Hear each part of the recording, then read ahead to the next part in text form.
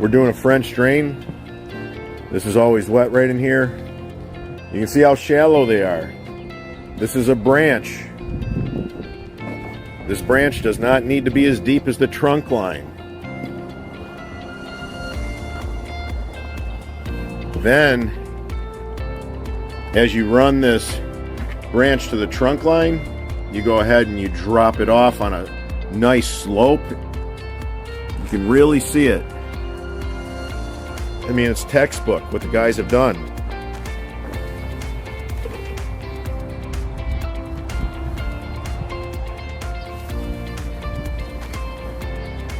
Right here, we're probably